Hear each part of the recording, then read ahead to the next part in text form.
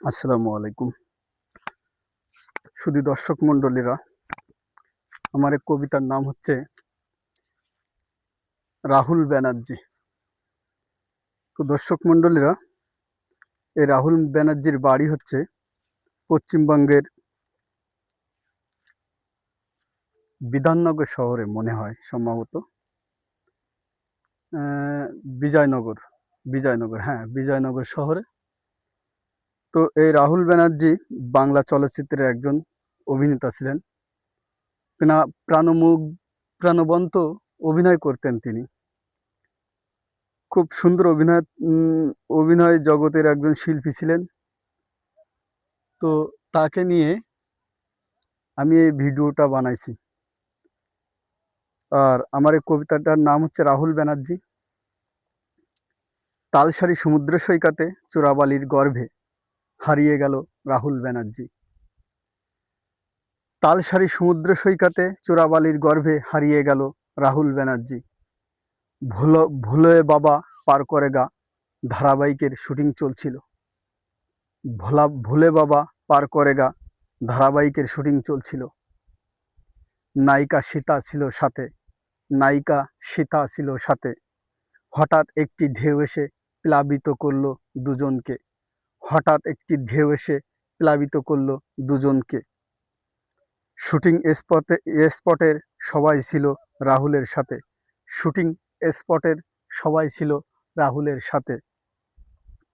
তবুও রাহুলের মৃত্যু পারেনি আটকাতে। 2008-এ ছবি করেছিল রাহুল প্রিয়াঙ্কা সরকার। 2008-এ ছবি করেছিল রাহুল প্রিয়াঙ্কা সরকার। চিরদিনই তুমি যে আমার। রাজ চক্রবর্তী পরিচালনা দায়িত্বভার। অসাধারণ অভিনয়ের মিধা ছিল তার। অভিনয় করতো সে হেসে কেঁদে।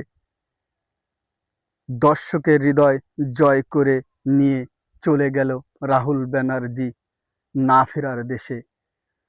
দর্শকের হৃদয় জয় করে নিয়ে চলে গেল রাহুল ব্যানার্জি না ফেরার দেশে। ভোলা যায় না তোমার কথা, তবুও বলতে হবে। শুধু দর্শক মণ্ডলী, আমি এই কবিতাটার ভিতরে আমি ধর্ম দেখিনি, বর্ণ দেখিনি, জাত দেখিনি। আমি দেখেছি সে শুধু একজন মানুষ, আর একজন মানুষ, বাংলা ভাষাভাষী মানুষ। আমরা এক অন্যের বন্ধু, এক অন্যের আত্মার আত্মীয়, এবং তারা আমাদের শুভাকাঙ্ক্ষী। আমি কোনো ধর্মের দিকে তাকিয়ে কবিতাটা লিখিনি। আমি লিখেছি সে মানুষ, তাই সে মানুষের অকাল প্রণয়ে আমি ক্ষুব্ধ হয়ে, শোকাহত হয়ে আমি কবিতাটা লিখেছি।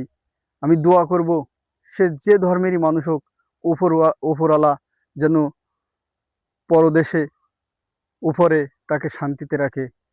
আজ এই পর্যন্তই বিশ্রাম। আমি মিনারুল ইসলাম আপনাদের কাছ থেকে বিদায় নিলাম। আসসালামু আলাইকুম আ রহমতুল্লাহি আ বারাকাতুহু।